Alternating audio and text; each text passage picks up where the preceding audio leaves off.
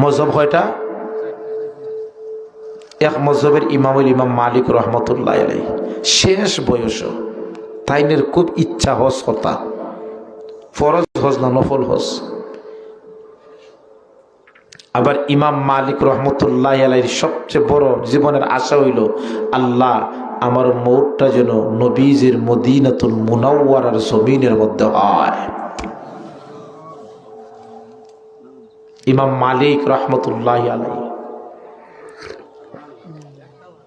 ইমাম মালিক শেষ বয়সী, হজ যাবেন কি যাবেন না এই বিষয় নিয়ে উনি চিন্তিত হয়ে গেলেন।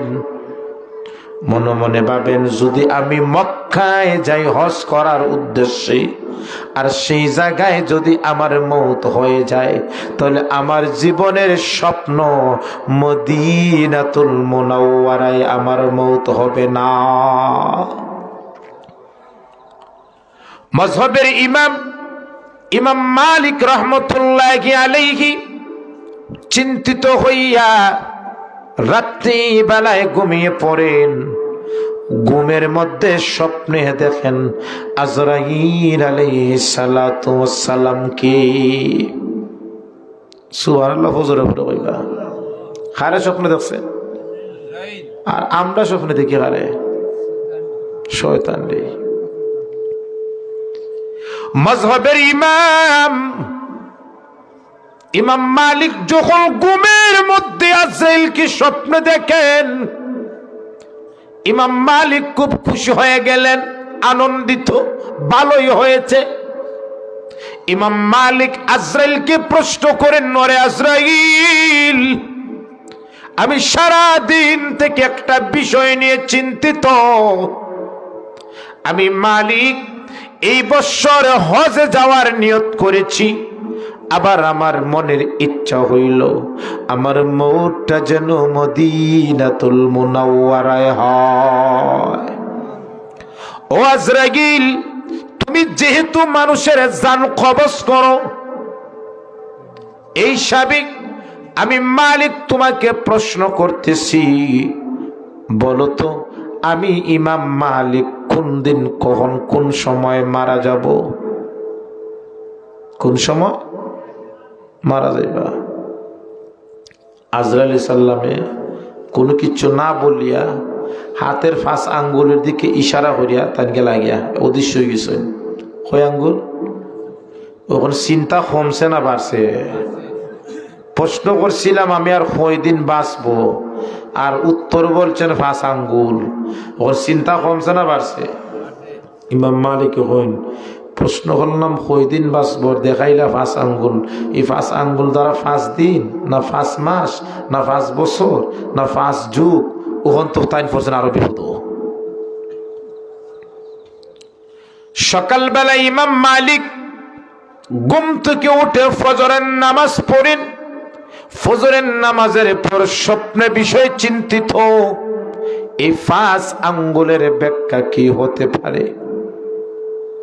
তখনকার সময়ে স্বপ্নের ব্যাখ্যাদাতার পারদর্শী ছিলেন আল্লামা ইবনে সিরিন রহমতুল্লাহি আলাইহি। ইমাম মালিক রহমতুল্লাহি আলাইহি উনার এক খাদিম রে আল্লামা ইবনে সিরিনের কাছে প্রেরণ করলেন, যাও বলবেন, আমার নাম বলবে না, বলবেন এক ব্যক্তি স্বপ্ন দেখছে আজরাইল রে, প্রশ্ন করছেন কয়দিন বাঁচবেন। আজরাইল প্রশ্নের উত্তর কয়দিন না বলে 5 আঙ্গুলের দিকে ইশারা করে চলে গেলেন। এই 5 আঙ্গুলের ব্যাখ্যা 5 দিন না 5 মাস না 5 বছর, এর সঠিক ব্যাখ্যাটা জানতাম। ওই খাদিম ইমাম মালিক রহমতুল্লাহি আলাইহির দরবার থেকে আল্লামা ইবনে সিরিনের বাড়িতে চলে যান।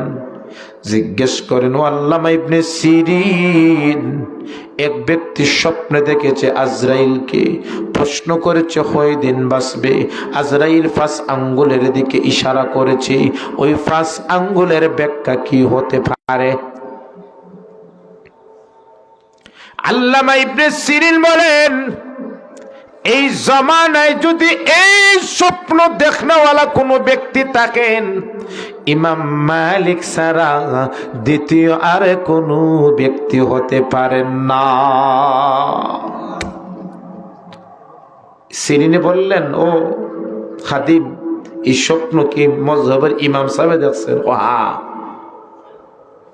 আল্লামা ইবনে সিরিন স্বপ্নের তদবির করে করে ব্যাখ্যা করে করে বললেন, যাও ইমাম মালিককে বলবেন এই 5 আঙ্গুল দ্বারা 5 দিন 5 বছর 5 মাস 5 যুগ না, আজরাইল এই 5 আঙ্গুল দ্বারা সূরা লুকমানের শেষ 5টি বিষয়ের প্রতি ইঙ্গিত করে গেছেন।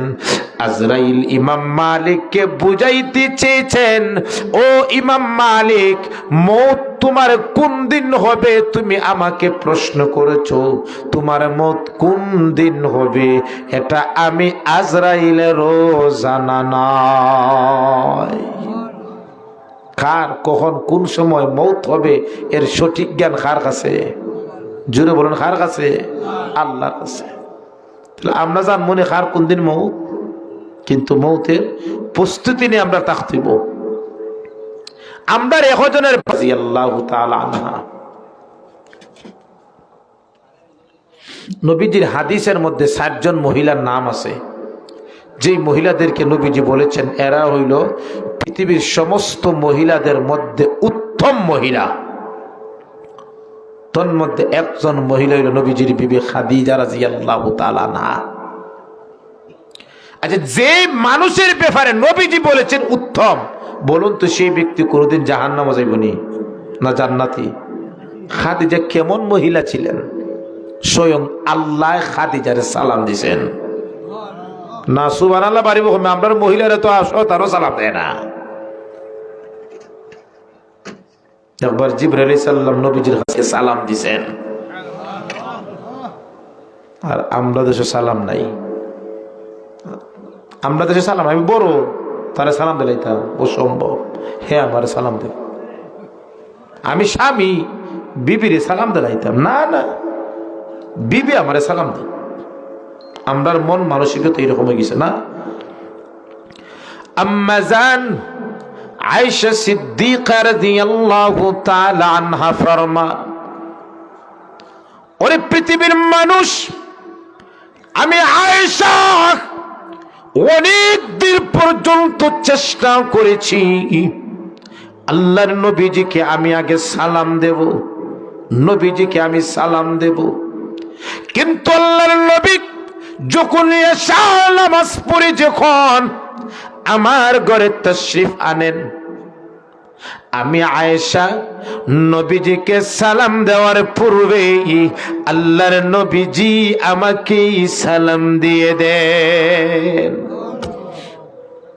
আমরা বিবিরে সালাম দেইনি, সালাম দেই না। আজ থেকে সালাম দিবেন না বিবিরে? খেয়ে দিবেন হাত তুলুন। আজকে সবাই বিবিরে সালাম দিবা, দেখবা মিল মোহব্বত খেয়ে বাড়াই দিবা। সালাম দিবেন তো ইনশাআল্লাহ। জিব্রাইল বলেন, নবীজি আপনার বিবি খাদিজাকে আল্লাহ সালাম দিয়েছেন। ওই খাদিজা রাদিয়াল্লাহু তাআলা আনহা মৃত্যুর পূর্বে, মৃত্যুর ভয়ে, কবরের ভয়ে আল্লাহর নবীজিকে কাছে রাখেন। ওগো নবীজি, স্বামী হিসাবে বলবো না, মনে হয় আমি খাদিজা পৃথিবীর মধ্যে আর বেশি দিন বাঁচব না, মনে হয় আমি মারা যাব অতি অল্প মুহূর্তের মধ্যেই। ওগো নবীজি, আমি মৌতকে বেশি ভয় করি, কবরকে বেশি ভয় করি। ওগো নবীজি, আপনি আমি স্বামী হিসাবে বলবো না, নবী হিসাবে বলতেছি। আপনার কাছে আমার 3টা নসিহত, ওসিয়ত। কয়টা? বিবি স্বামীরে নবীজিরে বলছেন 3টা ওসিয়ত। 1 নম্বর ওসিয়ত, ওগো নবীজি, আপনার শরীরের জুব্বা দ্বারা আমার খাদিজার কাপনের ব্যবস্থা করে দিবে। যখন আমাকে কাপড় দ্বারা কবরের মধ্যে রাখা হবে, আমার গুনার কারণে যদি কবরের দায়িত্বরত ফেরেশতারা আমাকে শাস্তি দেয়, আপনার কাপড়ের সম্মানার্থে ফেরেশতারা আমার খাদিজাকে শাস্তি দিবে না। কারণ কাপড়টা কার? জোরে বলো না, কার? নবীজির। একবার নবী করিম সাল্লাল্লাহু আলাইহি সাল্লাম এক মজলিসে ওয়াজ করতেছেন, এরকম খুব বেশি সাহাবায়ে কেরাম, সুন্দর এক সাহাবী যুবক জারির ইবনে আব্দুল্লাহ, সম্ভবত সাহাবীর নাম। ওই যুবক সাহাবী প্যান্ডেলের বাহিরে বসার জায়গা নাই, বাহিরে দাঁড়ানো অবস্থায় নবীজির ওয়াজ শুনতেছে। আল্লাহর নবী দেখতেছেন জারির মানে দাঁড়ানো অবস্থায় বসার জায়গা নাই নিছে। নবীজি নিজের চাদর মুবারকটা শরীর থেকে খুলে ইটা মেরে দিয়ে বললেন, জারির বসো আমার চাদর মুবারকের উপর। কার চাদর দিছেন? নবীজি চাদর। সাহাবারা আশ্চর্য হয়ে গেলেন, ও জারির তুমি বড় ধন্য, তুমি বড় সৌভাগ্যশীল, কারণ আল্লাহর নবীজি তোমাকে নবীজির চাদর মোবারক দিয়েছেন বসার জন্য। তুমি বড় ধন্য, কারণ নবীজির চাদর তোমার শরীরে। এর চেয়ে বড় ধন্য আর কিছু আছে? বাইরে আমার নবীজি, সাহাবায়ে কেরাম নবীজিকে এমন মহব্বত করতেন, নবীজি যখন পানি দ্বারা ওযু করতেন, এই ওযুর পানিটা সাহাবায়ে কেরাম জমিনের মধ্যে ফেলতে দিত না। সাহাবায়ে কেরাম ওই ওযুর পানিটা সংরক্ষণ করে বোতলের মধ্যে ভরে নবীজির এই ওযুর ব্যবহৃত পানিটা আতর হিসাবে ব্যবহার করত। আল্লাহর নবীজি তুতু ফেললে সাহাবায়ে কেরাম তুতুটাকে জমিনের মধ্যে ফেলে দিত না, নবীজির তুতু মুবারকটাকে সংরক্ষণ করে সাহাবায়ে কেরাম শরীরের মধ্যে ব্যবহার করত। এত মহব্বত করত নবীজির। নবীজির গাম মুবারক সাহাবায়ে কেরাম শরীর আতর হিসাবে ব্যবহার করত, ঘাম মুবারক। আর এই জায়গাত নবীজির চাদর, নবীজির গায়ের জুব্বা নবীজির বিবি খাদিজা চাইছেন। কয়টা ওসিয়ত করছেন? 2 নম্বরে বলেন খাদিজা। খাদিজা বলেন, নবীজি মওতকে বেশি ভয় হয়, কবরকে বেশি আমার ভয় হয়। অন্ধকার কবর, দরজা নাই, জানালা নাই, আলো নাই, যোগাযোগের কোনো ব্যবস্থা নাই, ফুকামাকড়ের ঘর। ওগো নবীজি গোসল যখন পরানো হবে, আপনার শরীরের একটা কাপড় দ্বারা আমাকে কাফনের ব্যবস্থা করবে। জানাজার নামাজ পড়ে আমাকে যখন কবরের মধ্যে রাখা হবে, কোনো মানুষ যেন আমার বডিকে স্পর্শ করে না। ওগো নবীজি আপনার মুবারক হাত দ্বারা আমি খাদিজাকে ধরে ধরে কবরের মধ্যে শায়িত করবে। 3 নম্বর ওসিয়ত, ওগো নবীজি কবর রাখার পর, দাফন দেওয়ার পরে ফেরেশতারা আসবে, আমার খাদিজাকে প্রশ্ন করবে। আমার মুনকার নাকিরের প্রশ্নের জবাব শেষ না হওয়া পর্যন্ত আপনি নবীজি আমার কবরের পাশেই বসে থাকবে। কয়টা? খাদিজা মারা গেলেন, গোসল হলো, আল্লাহর নবীর শরীরের জুব্বা দ্বারা খাদিজার খাফনের ব্যবস্থা করা হলো। খাফন শেষ, আল্লাহর নবী খাদিজার কবরের মধ্যে নেমে আল্লাহর নবী খাদিজাকে ধরে কবরের মধ্যে নিজে হাতে রাখলেন। আমরা যখন লাশ কবরের মধ্যে রাখি তখন চেহারা কোন দিকে রাখি? উফরিদি না পশ্চিমে? পশ্চিম দিকে রাখি না? লাশ থাকে উত্তর দক্ষিণ, আর মুখটা কোন দিকে ফিরাই? আল্লাহর নবীজি কবরের মধ্যে নামলেন, খাদিজাকে কবরের মধ্যে শায়িত করলেন। চেহারাটা নবীজি খাদিজার পশ্চিম দিকে ফিরিয়ে দেন, কিন্তু নবীজির চেহারাটা পশ্চিম দিকে ফিরান, খাদিজার চেহারাটা অটোমেটিক আবার আকাশের দিকে হয়ে যায়। নবীজি চিন্তা, পশ্চিম দিকে মুখ ফিরায়, একবার না দুইবার তিনবার ফিরাইলা, খাদিজার চেহারাটা পশ্চিম দিকে অটোমেটিক ভাবে পশ্চিম দিক থেকে ফিরা সোজা আসমানের দিকে হয়ে যায়। নবীজি চিন্তা, মনে হয় খাদিজার প্রতি আল্লাহ অসন্তুষ্ট, না চেহারা পশ্চিম দিক থেকে ফিরে যায়। কেন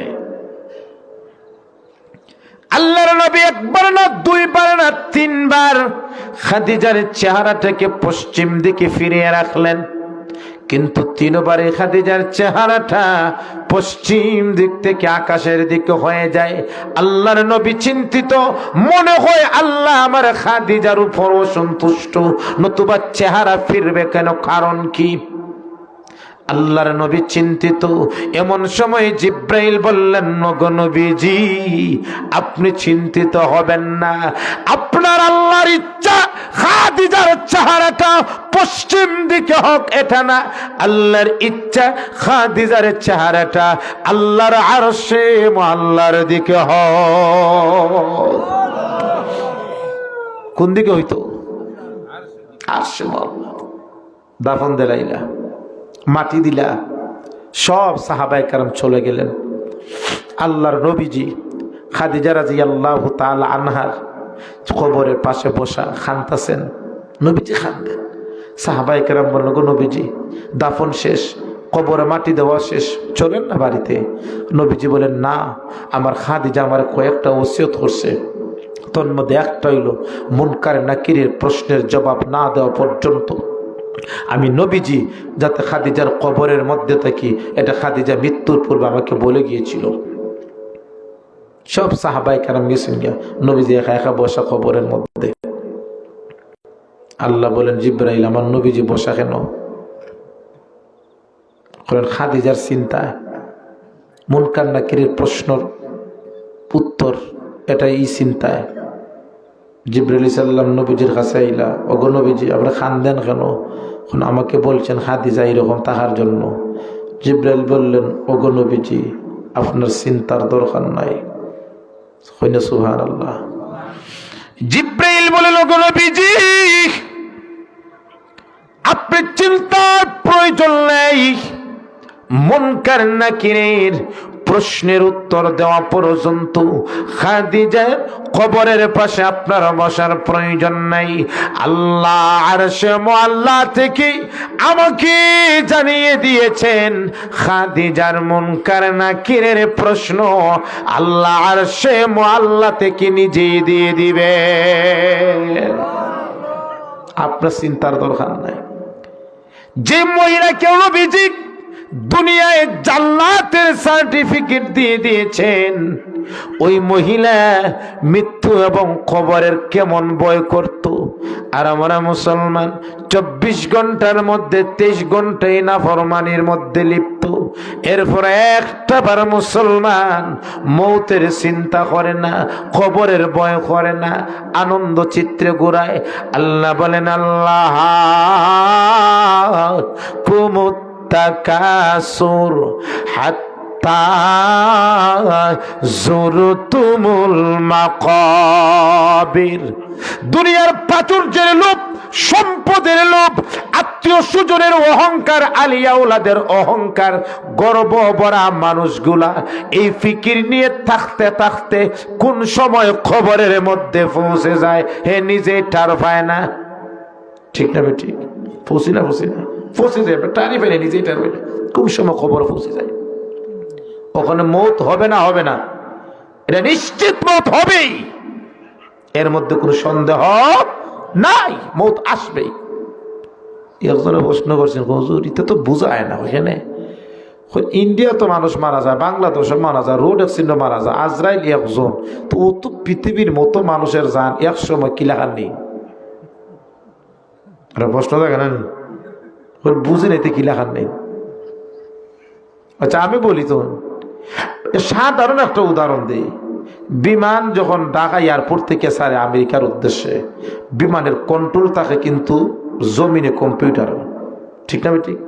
একটা কম্পিউটার যদি উপরে চলন্ত বিমানের বাংলাদেশ থেকে আমেরিকা যাওয়া পর্যন্ত কন্ট্রোল দিলাইতে পারে, বিজ্ঞানের আবিষ্কৃত একটা কম্পিউটারে যদি উপরের বিমানটারে কন্ট্রোল করতে পারে, আজরাইল কি তামাম পৃথিবীর মানুষের জান নিতে কন্ট্রোল করতে পারেন না? হুজুরে বলতে পারেন না? আজরাইল সাল্লামের কাছে তামাম পৃথিবীর একটা প্লেটের মতন। আমরা যে ভাত খাই, আমাদের সামনে প্লেট যেন থাকে, এই প্লেটটা যেভাবে আমাদের কাছে যেমন, তামাম পৃথিবীটা আজরাইল আলাইহিস সালাতু ওয়াস সালামের কাছে তেমন। তো জান নিতে কোনো অসুবিধা আসেনি, এটা পারবা। আজরাইল সাল্লাম একবার আল্লাহর প্রশ্ন করে, আল্লাহ এমন একটা দায়িত্ব আমার দিছো, মানুষে খালি আমার গাইল্যায়, কেউর বাপের জান নেই ফুয়া গাইল্যায়, কেউর স্বামীর জান নেই বিবি গাইল্যায়, কেউ মেয়ের জান নেই মা গাইল্যায়। এই দায়িত্বটা আমার এমনভাবে দিছো, মানুষে খালি আমার খারাপ হয়, কেউ ভালো হয় না, ঠিক না? আল্লাহ বলেন যা, আর তোরে কেউ সরাসরি গালি তো না, আমি আল্লাহ এমন ব্যবস্থা করে দিতেছি, মানুষ এই কথা বলবে না আজরাইলে জান নিছে, মানুষ এই কথা বলবে না আমার ছেলেরা আজরাইলে মারছে, মানুষ এখন কইব ডায়াবেটিক্সে মারা গেছে, ক্যান্সারে মারা গেছে, রোড অ্যাক্সিডেন্টে মারা গেছে, পানির ডুবটা মারা গেছে, আগুন জ্বলিয়া মারা গেছে। সরাসরি আর আজরাইল আলাইহিস সালামরে দোষ দেয়নি, জোরে বলো দোষ দেয়নি, খেতে না। হযরত আব্দুল্লাহ ইবনে উমর রাদিয়াল্লাহু তাআলা আনহু একবার বলেন, আমরা একবার কয়েকজন সাহাবী নবীজির কাছে গেলাম, গিয়ে জিজ্ঞেস করলাম, একজন সাহাবী জিজ্ঞেস করলো, ওগো নবীজি, পৃথিবীর মধ্যে সবচেয়ে বুদ্ধিমান জ্ঞানী কে? আমি যদি আপনারা প্রশ্ন বলুন তো পৃথিবীর মধ্যে সবচেয়ে বুদ্ধিমান জ্ঞানী কে, আপনারা কি বলবেন?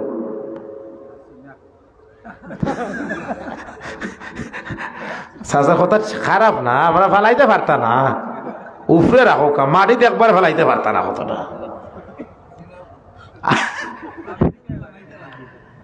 আমার কাছে সবচেয়ে বড় বুদ্ধিমান হয়ে গেছে যার মাথার চুল নাই ওইদিকে, হে হয়ে গেছে এখন বুদ্ধিমান। যে যত বেশি টকশোর মাধ্যমে টিভি সাইটের সামনে ইসলাম বিদ্বেষী কথা বলতে পারে, তাকেই আমরা জনগণ বুদ্ধিমান বলি। জোরে বলা ঠিক না? ঠিক, তাকেই বুদ্ধিমান বলি আমরা। কিন্তু প্রকৃত বুদ্ধিমান কে? ওই সাহাবী বলেন, ওগো নবীজি, পৃথিবীর মধ্যে সবচেয়ে বুদ্ধিমান এবং জ্ঞানী ব্যক্তি কে?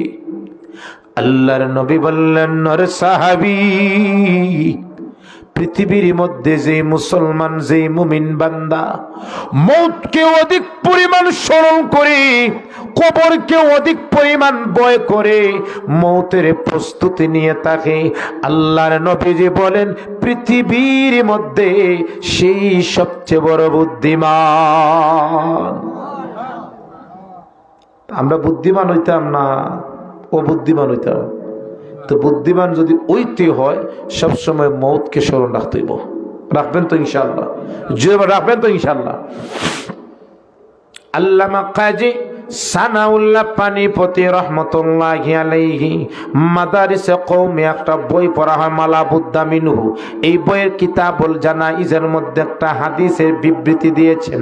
উনি বলেন, আল্লাহর নবী ফরমান, যে মুসলমান দৈনিক 20 বার মওতকে স্মরণ করবে, ওই দিন ওই রাত্রি যদি ওই ব্যক্তি মারা যায়, আল্লাহ ওই ব্যক্তিকে শহীদের মর্যাদা দান করে।